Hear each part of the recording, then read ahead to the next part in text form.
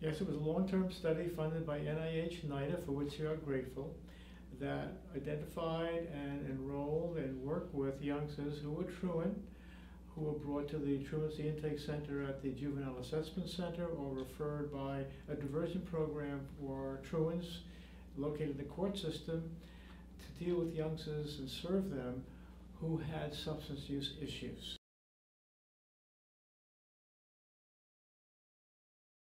We found that the intervention does work. We had one part of the intervention arm with 2 sessions with the youth to identify drug use issues, impediments to reducing their substance use, and for them to set goals for reducing their use. And then a second session with them to see how much progress they had made and giving them additional resources and encouragement to move forward with their goals of reducing substance use. We also found that the youngsters have high rates of problems in the areas of school behavior, self-reported delinquency, and sexual risk activities. And we carry out a multivariate number of studies that identified the relationships among these risk factors among the youngsters, and also looked at the effect of the intervention, which is a low-cost service involving the training and clinical supervision of basically paraprofessional people.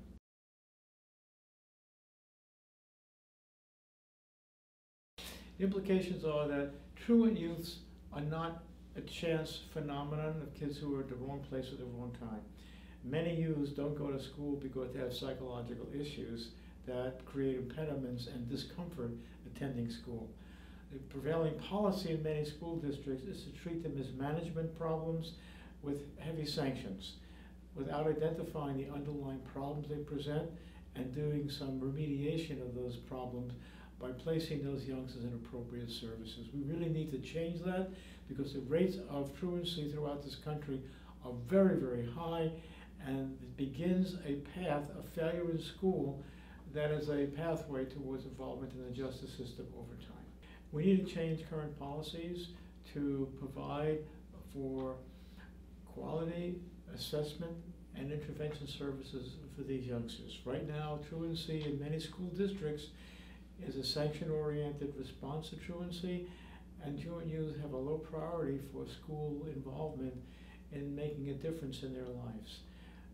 And we understand that there are a lot of financial challenges that school districts face, but these youngsters are very precious resources. They're very bright youngsters who unfortunately are falling through the cracks of the school system and ultimately winding up on public dependence.